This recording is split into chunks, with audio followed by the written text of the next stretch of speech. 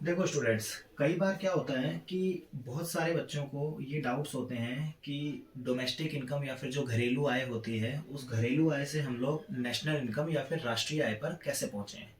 तो सबसे पहले तो आप लोगों को एक ये कॉन्सेप्ट दूर होना बहुत ज़्यादा ज़रूरी होता है कि जीडीपी क्या होती है और हमारी नेशनल इनकम क्या होती है। देखो, घरेलू आय और आपकी राष्ट्रीय आय, इन दोनों में बहुत ज़्यादा डिफरेंस नहीं होता है।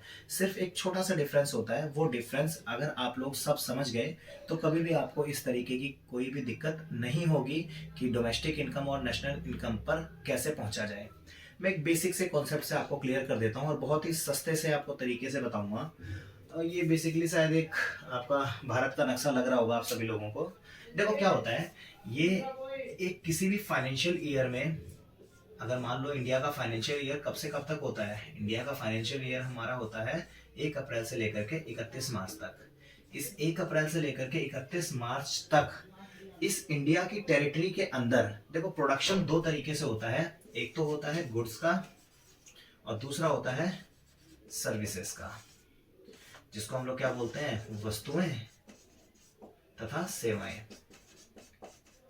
वस्तुओं और सेवाओं के प्रोडक्शन से हमें एक लेखा वर्ष यानी कि एक अकाउंटिंग ईयर में, यानी कि 1 अप्रैल से लेकर के 31 मार्च तक हम लोगों को इस पूरी की पूरी कंट्री के अंदर गुड्स एंड सर्विसेज के प्रोडक्शन से जो भी इनकम हमें जनरेट हो रही है, वो सारी की सारी इनकम हमारी क्या कहलाती है, जीडीपी, जिसको हम लोग क्या बोलते हैं, ग्रॉस डोमेस्टिक प्रोडक्ट।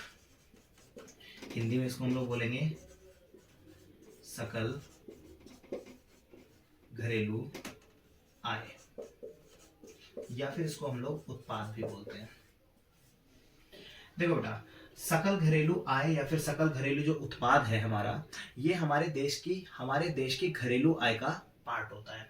अब नॉर्मल सी बात है कि हम लोगों के पास में कभी भी जीडीपी निकल करके आती है, उस जीडीपी को हमें राष्ट्रीय आय में कन्वर्ट करना होता है। 12th क्लास का एक बेसिक सा कॉन्सेप्ट होता है, 6 मार्क्स का एक इंपॉर्टेंट क्वेश्चन होता है जो कि आता ही आता है।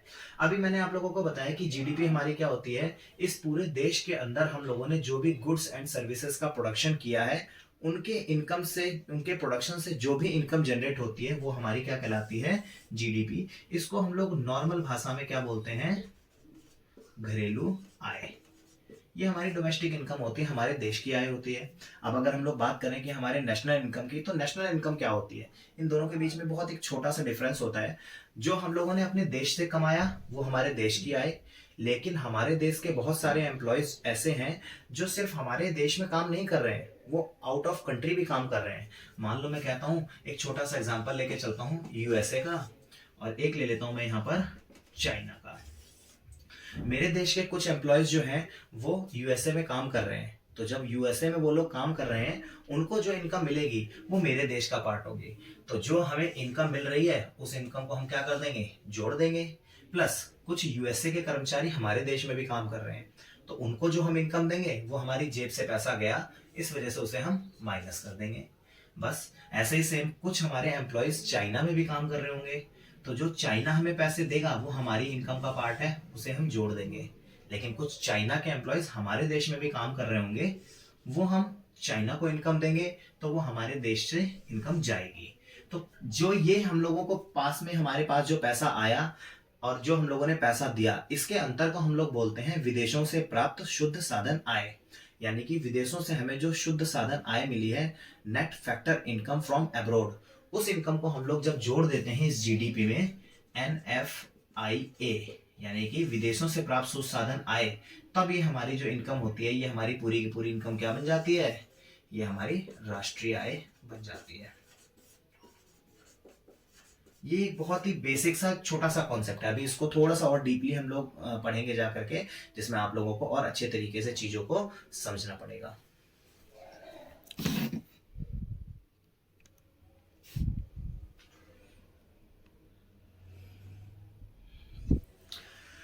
देखो बेटा, आपकी जो घरेलू आय है वो हमेशा जीडीपी पे निकलती है, जीडीपी एट एमपी। इसको हम लोग बोलते हैं gross domestic product at market price, यानी कि हम इसको बोलते हैं सकल घरेलू उत्पाद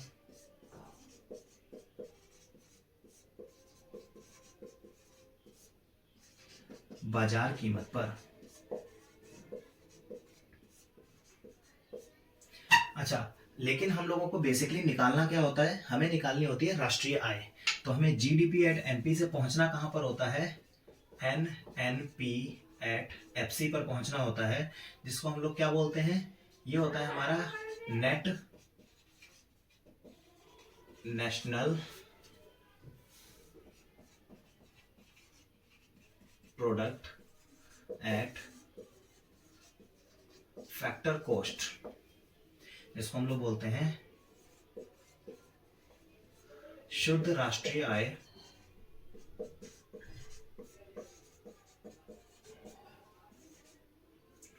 साधन लागत पर।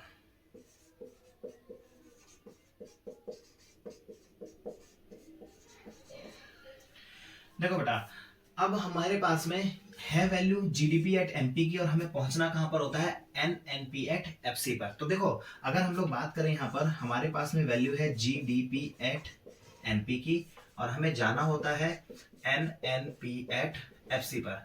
अगर मैं चेंजेस की बात करूं तो इन दोनों में देखो कितने तरीके के अंतर है। सबसे पहला अंतर तो जी है और यहां पर है एन, तो हमें एक तो अंतर कौन सा खत्म करना पड़ेगा, जी से एन पर जाने के लिए।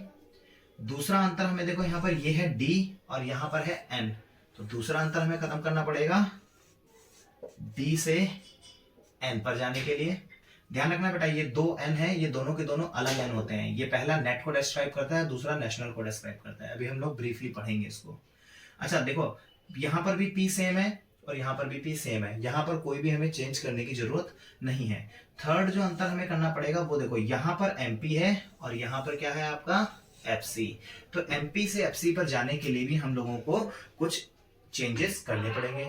तो हम लोगों को जो चेंजेस करने पड़ेंगे वो चेंजेस हम लोग अगली उसमें स्लाइड में देखते हैं। तो तीसरा जो हमें चेंज करना पड़ेगा वो चेंज हमारा एमपी से लेकर के हम लोगों को एफसी तक जाने के लिए करना पड़ेगा।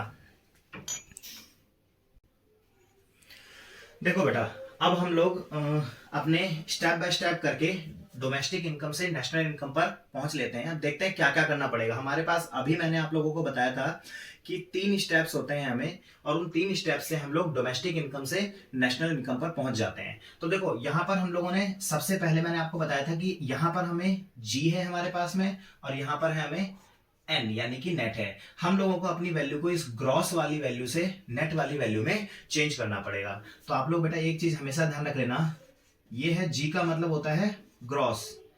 ये देखो बेटा, जी किसको रिप्रेजेंट करता है, ग्रॉस को रिप्रेजेंट करता है।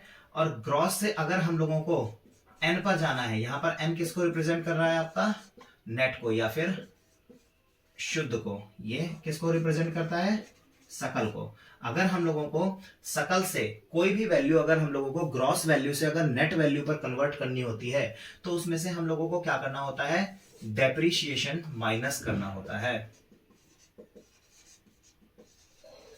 जिसको हम लोग बोलते हैं मूल्यह्रास। डेप्रिसिएशन जैसे ही हम लोग वो माइनस करेंगे, हमारी पूरी की पूरी वैल्यू किस पर आ जाएगी, नेट पर आ जाएगी हमारी वैल्यू। इसको ना बहुत ही बेसिक वे में आप लोग समझ सकते हो कि अगर मान लो किसी आदमी की टोटल सैलरी क्या है, मैं कहता हूं उसकी सैलरी 20,000 रुपए है, लेकिन क्या उसको 20,000 रुपए की पूरी सैलरी खर्च करने के लिए मिलती है, नहीं, उसको 20,000 रुपए की पूरी सैलरी खर्च करने के लिए नहीं मिलती। तो टोटल जो सैलरी उसकी है 20,000 रुपए, वो हो जाएगी उसकी ग्रॉस सैलरी।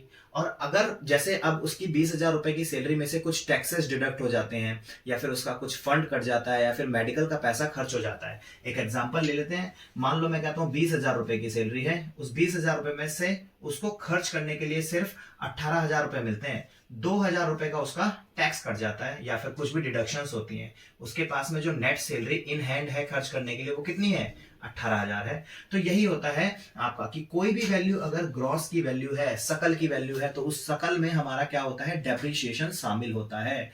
इसको हम लोग नॉर्मल ऐसे याद कर सकते हैं कि ये वैल्यू है जी की, जी में डी शामिल होता है। डी का मतलब डेप्रिसिएशन शामिल होता है। तो जब हम इस ग्रॉस की वैल्यू में से डेप्रिसिएशन को माइनस कर देंगे तो हमारे पास में जो वैल्यू बचेगी वो वैल्यू हमारी बचेगी आपकी डेप्रिसिएशन माइनस करके नेट की वैल्यू।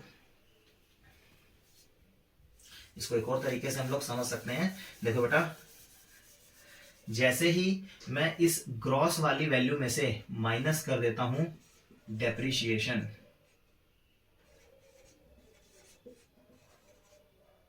जिसको हम लोग बोलते हैं मूल्यह्रास,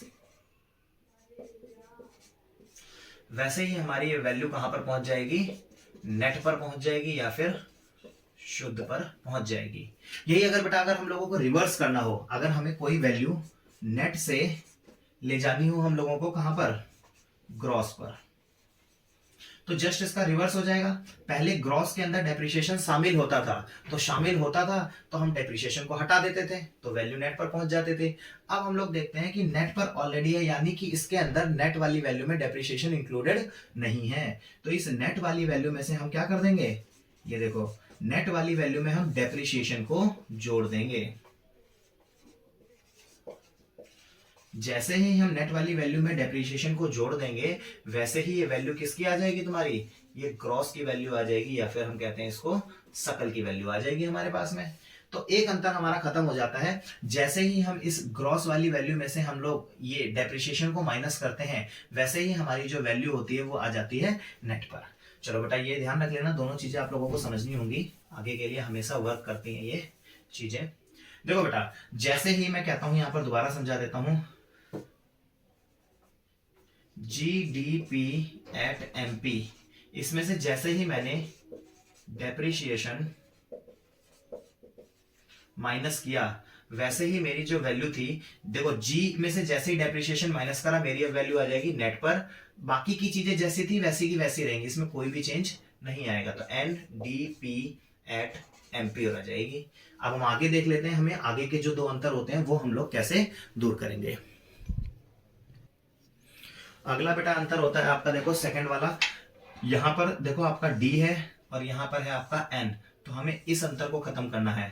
तो यहां पर ये जो D है, ये D किसको रिप्रेजेंट करता है, ये डोमेस्टिक को रिप्रेजेंट करता है, जिसको हम लोग बोलते हैं घरेलू, ये घरेलू को रिप्रेजेंट करता है। और हमें डोमेस्टिक से जाना कहां पर है, नेशनल पर जाना है, जिसको हम लोग क्या बोलते हैं, राष्ट्रीय।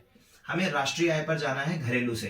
तो डोमेस्टिक से और राष्ट्रीय पर जाने के लिए मैंने आप लोगों को बताया था कि विदेशों से जो इनकम हमें मिल रही है उस इनकम को हम लोग जोड़ देते हैं। तो देखो ये दो तरीके से हमारी निकलती है। सबसे पहले तो मैं आप लोगों को बता दूं कि अगर मान लो मैं कहता हूं कि GDP एट MP है, इसमें अगर मैं जोड़ दूं NFIA, इसको हम लोग बोलते हैं net factor income from abroad,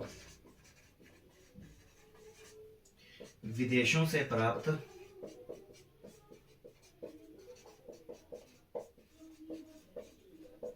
शुद्ध साधन आय। जब मैं इसमें इस GDP एट MP की वैल्यू में NFIA जोड़ देता हूं तो मेरे को जो वैल्यू मिलती है वो मिल जाएगी GNP एट MP। ये देखो जैसे ही मैंने NFIA जोड़ा, इस D की वैल्यू जो थी वो चेंज होकर के कहां पर आ गई, आपकी नेट पर आ गई, सॉरी नेशनल पर आ गई आपकी ये वैल्यू। और हमें यही करना था। तो जैसे ही हमारा डोमेस्टिक से अगर हम लोगों को नेशनल का अंतर खत्म करना होता है तो उसमें हम लोग क्या जोड़ते हैं, NFIA हम लोग जोड़ देते हैं, विदेशों से प्राप्त शुद्ध साधन आय को हम लोग जोड़ देते हैं। बहुत ज्यादा केसेस में आप लोगों को NFIA डायरेक्टली गिवन होता है। अगर आप लोगों को किसी केसेस में NFIA गिवन नहीं होता है तो उस केस में हम लोगों को क्या करना होता है बेटा, एक चीज समझ लेना अच्छे तरीके से कि क्वेश्चन आप लोगों को डायरेक्टली बहुत आसानी से सॉल्व करने के लिए नहीं देंगे। आप लोगों को क्वेश्चन सॉल्व करने के लिए बहुत अलग अलग तरीके की चीजें देंगे वो। अब देखो जरूरी नहीं है कि वो हर बार आपको NFIA दे दें। अब NFIA अगर गिवन नहीं होगा तो NFIA होता क्या है, पहले उसको समझ लेते हैं बेटा। NFIA जिसको हम लोग बोलते हैं net factor income from abroad, इसको हम लोग बोलते हैं विदेशों से प्राप्त शुद्ध साधन या फिर कारक आय। विदेशों से प्राप्त शुद्ध कारक आय जो होती है ये कैसे बनती है? कई बार डायरेक्टली दे दिया हो तो वेल एंड गुड, नहीं दिया होगा तो हमें वो निकालना पड़ता है। बेटा इसमें क्या होता है, एक होता है फीफा माइनस फीटा। अब ये क्या बला आ गई आपकी फीफा और क्या बला आ गई आपकी फीटा। इसमें बेटा आपका ध्यान रख लेना, फीफा जुड़ता है और फीटा आपका माइनस हो जाता है। फीफा अगर मान लो आपका जुड़ रहा है, फीफा क्या होता है आपका फॉरेन इनकम फ्रॉम अब्रॉड, इसको हम लोग बोलते हैं विदेशों से कारक आय। अभी समझाता हूं बेटा क्या होता है ये।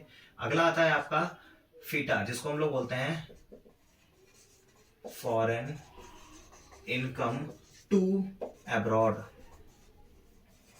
इसको हम लोग बोलेंगे विदेशों को कारक आय। अब बेटा देखो क्या चीज होती है ये। अभी मैंने आप लोगों को जब सबसे पहले बताया था कि जीडीपी में और नेशनल इनकम में क्या अंतर होता है, तो एक चीज बताई थी कि जीडीपी हमारे देश की इनकम होती है और नेशनल इनकम हमारे जो देश में एम्प्लॉय हमारे देश के बाहर काम कर रहे हैं। कुछ एम्प्लॉयज हमारे देश के बाहर काम कर रहे हैं, तो उन लोगों को जो इनकम मिलेगी वो इनकम कहलाती है आपकी फीफा। उन लोगों ने जो भी इनकम कमाई है बाहर देशों से, वो हमारे देश की इनकम का पार्ट होता है, क्योंकि वो हमारे देश के नागरिक होते हैं। तो वो इनकम जो होती है उसको हम लोग बोलते हैं फॉरेन इनकम फ्रॉम अब्रॉड, जिसको विदेशों से कारक आय बोलते हैं, फीफा बोला जाता है आपका इंग्लिश में। तो जो विदेशों से कारक आय होती है, ये ध्यान रख लेना बेटा, से वर्ड अगर कहीं पर भी आपको मिलता है तो से वाले पार्ट को आप हमेशा ऐड करोगे, ये बात हमेशा ध्यान में रखना। दूसरी चीज आती है कि हमारे देश में भी कुछ विदेशों के लोग काम करते हैं, तो कुछ इनकम हम लोग बाहर वाले देश लोगों को भी देते हैं। तो जो इनकम मैं बाहर के देश वालों को दूंगा वो क्या होता है, फीटा होता है। यही हमारा फॉरेन इनकम टू अब्रॉड, देखो यहाँ पर आया टू का मतलब को, बाहर की तरफ को इनकम गई है, तो जो पैसा मेरी जेब से बाहर जाएगा वो पैसा मेरा टू में आएगा, वो माइनस हो जाएगा। हमेशा ध्यान रख लेना, विदेशों से कारक आय से, या फिर आपको अगर कहीं पर भी ये फ्रॉम वर्ड मिलता है तो ये हमेशा 100% इनकम ऐड होती है आपकी नेशनल इनकम पर जाने के लिए। और अगर मान लो विदेशों को कारक आय है, को है, तो वो आपका माइनस हो जाएगा। ये वाला कॉन्सेप्ट आप लोगों को हमेशा समझ करके चलना है, इस बात को हमेशा ध्यान रखना आप लोग। देखो बेटा, अभी हम लोगों ने 2 स्टेप्स कर लिए हैं। हम लोगों के पास में जो डोमेस्टिक इनकम थी वो थी जीडीपी एट एमपी, और हमें जाना कहां पर था, एनएनपी एट एफसी पर जाना था। हमें 2 अंतर खत्म कर लिए हैं। सबसे पहला अंतर, ग्रॉस से अगर हम लोगों को नेट पर जाना होता है, तो ग्रॉस से अगर हमें नेट पर जाना है तो इसके लिए हम लोगों ने माइनस कर दिया था डेप्रीशिएशन। तो जैसे ही डेप्रिसिएशन माइनस करा तो ये मेरी जो जी की वैल्यू थी वो एन में कन्वर्ट हो गई और मेरे पास में वैल्यू आ गई N D P at M P. लेकिन अभी भी हमें जाना कहां पर है, N N P at F C. यहां पर एन सेम है, एन सेम है, यहां पर अब दूसरा अंतर डी और एन का रह जाता है। तो दूसरा अंतर चेंज करने के लिए, डी से एन पर जाने के लिए, अभी अभी मैंने आपको बताया कि हम लोग इसमें क्या करेंगे, डोमेस्टिक से हम लोगों को अगर नेशनल पर जाना है, तो हम लोगों को क्या करना पड़ेगा, NFIA जोड़ना पड़ेगा। अगर NFIA गिवन है डायरेक्टली तो हम NFIA को जोड़ देंगे, या फिर अगर हम लोगों को फीफा गिवन है तो फीफा को जोड़ेंगे और फीटा को माइनस कर देंगे, दोनों ही सिचुएशन में। अच्छा बेटा, अगर एक ही चीज दी हुई हो, अगर फीटा दिया हुआ हो तो आप फीटा को माइनस कर देना, और अगर सिर्फ फीफा दिया हुआ हो तो आप लोग फीफा को ऐड कर देना। अगर दोनों चीज दी हुई है तो फीफा जुड़ेगा और फीटा माइनस हो जाएगा। जैसे ही हमारी ये वैल्यू फीफा जोड़ करके करते हैं, हमारे पास में जो वैल्यू बचती है वो बचती है N N P at M P.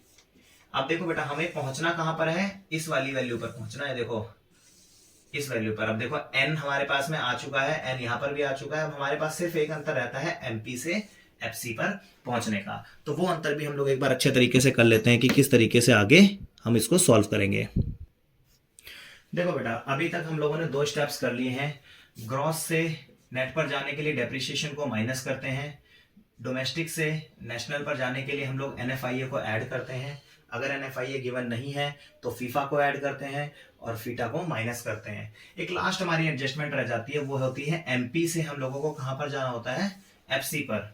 अगर हम लोगों को MP से, जिसको हम लोग क्या बोलते हैं, मार्केट प्राइस, यहां से अगर हम लोगों को FC पर जाना होता है, जिसको हम लोग क्या बोलते हैं, फैक्टर कोस्ट बोलते हैं। अगर हम लोगों को मार्केट प्राइस से फैक्टर कोस्ट पर जाना होता है तो इसके लिए हमें क्या करना पड़ता है बेटा, ये ध्यान रख लेना। MP से अगर हम लोगों को FC पर जाना है तो अगर हमारे पास में कोई भी वैल्यू है, MP पर है अगर वो वैल्यू, उसमें से मैं माइनस कर देता हूं NIT, जिसको हम लोग बोलते हैं net indirect tax. Net indirect taxes को हम लोग बोलेंगे शुद्ध अप्रत्यक्ष कर। शुद्ध अप्रत्यक्ष कर को अगर हम लोग माइनस कर देंगे तो हमारी वैल्यू जो होगी वो सीधी सीधी FC पर या फिर फैक्टर कोस्ट पर आ जाएगी। सिंपल सी बात होती है, अगर कोई भी वैल्यू हमारे पास में MP पर गिवन है, उस MP पर गिवन वैल्यू में से मैं अगर शुद्ध अप्रत्यक्ष कर को माइनस कर दूंगा तो वो वैल्यू मेरे पास में आ जाएगी फैक्टर कोस्ट पर। लेकिन डायरेक्टली एग्जामिनर कभी भी देगा नहीं आपको, बहुत ही कम चांसेस में आपको शुद्ध अप्रत्यक्ष कर गिवन होते हैं, ठीक है। अगर तो गिवन है तो आप लोग डायरेक्टली शुद्ध अप्रत्यक्ष कर की वैल्यू को माइनस कर दोगे। अगर तो वो डायरेक्टली ये शुद्ध अप्रत्यक्ष कर की वैल्यू ना गिवन हो तो आप लोगों को क्या करना पड़ेगा, GDP एट NP को उस वाली वैल्यू, FC वाली वैल्यू तक पहुंचाने के लिए। तो देख लेते हैं एक बार हम लोग क्या क्या करना पड़ेगा हम लोगों को।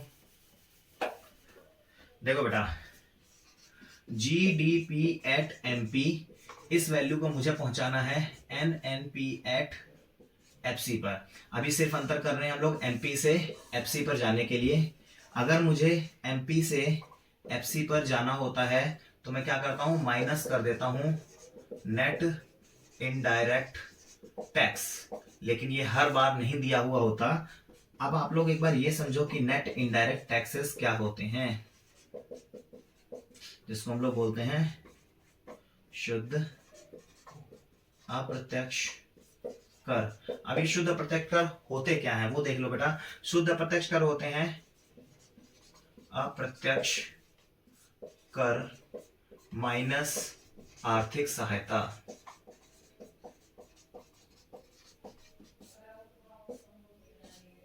इसको हम लोग बोलते हैं इनडायरेक्ट टैक्स माइनस में सब्सिडी।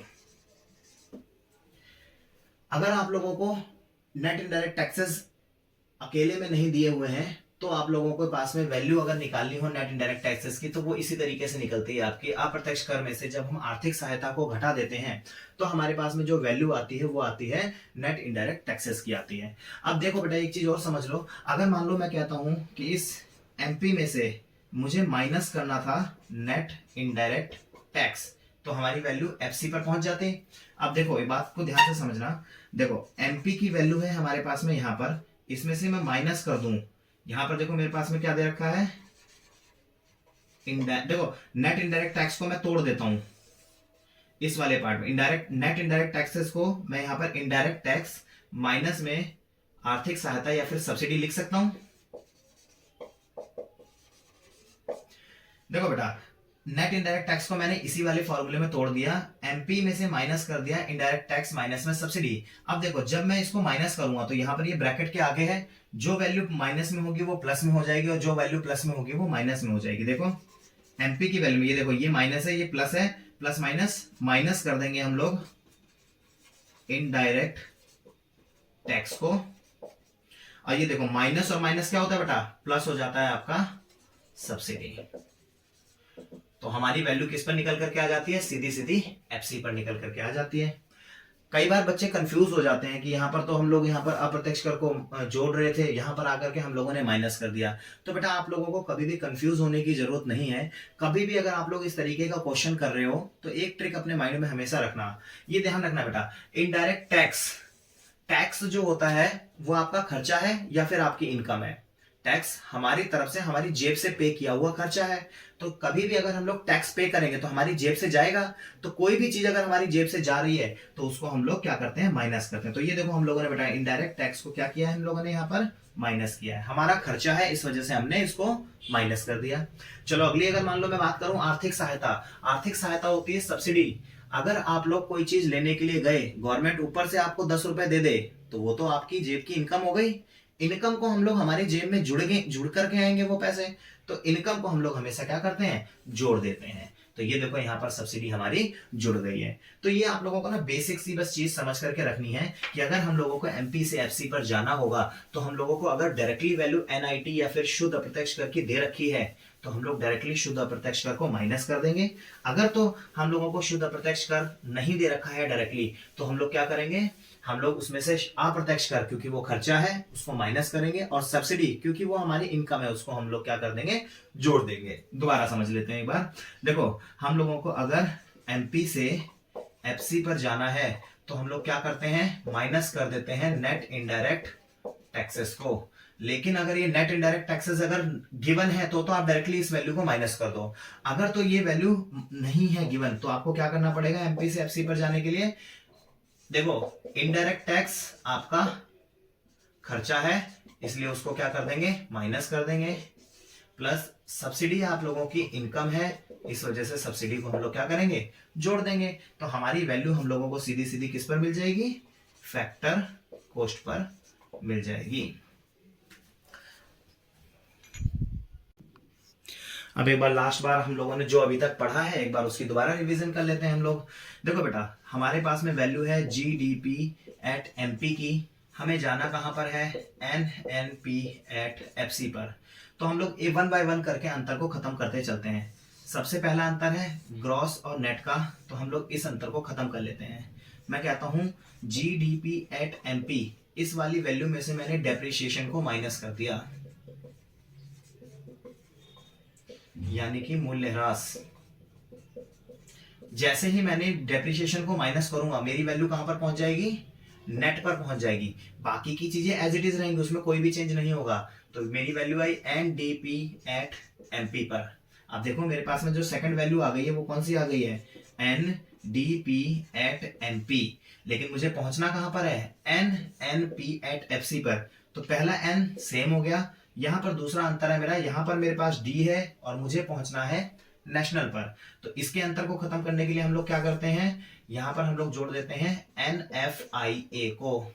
जैसे ही एनएफआईए को जोड़ देंगे, वैसे ही हमारी वैल्यू कहां पर पहुंच जाएगी, एनएनपी एट एमपी पर पहुंच जाएगी।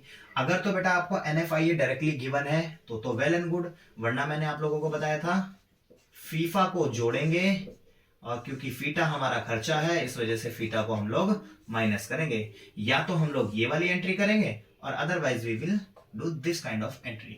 अब ये चीज आप लोगों को समझ करके चलनी है कि नीफा दिया हुआ है, फीफा दिया हुआ है, या फिर फीटा दिया हुआ है। हमारे पास में वैल्यू आ गई है एनएनपी एट एमपी की। ये देखो एनएनपी एट एमपी की वैल्यू आ गई है, और हमें जाना कहां पर है बेटा, देखो इस वैल्यू पर, NNP at FC.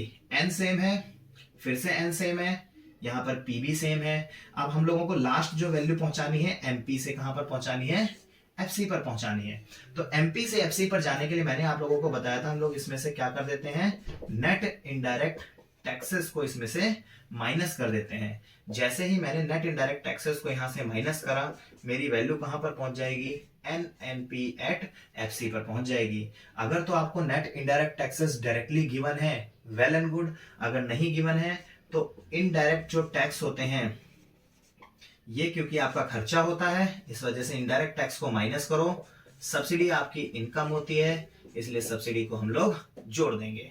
Indirect tax को माफ करो और सब्सिडी को साफ करो। ये वाला कॉन्सेप्ट अपने मन में ध्यान से रखना। इनडायरेक्ट टैक्स को माइनस कर दो, सब्सिडी को जोड़ दो, हमारे पास में हम लोगों को जो इनकम मिलेगी वो शुद्ध राष्ट्रीय आय की मिलेगी, और फाइनली हम लोगों को वहीं पर पहुंचना था। तो आज मैं आप लोगों को जो टॉपिक आप लोगों को क्लियर किया है, ये टॉपिक मोस्ट इंपॉर्टेंट टॉपिक है। इस टॉपिक से आप लोगों को अगर कोई डाउट होता है, तो आप लोग फिर मुझसे कंसल्ट कर सकते हो।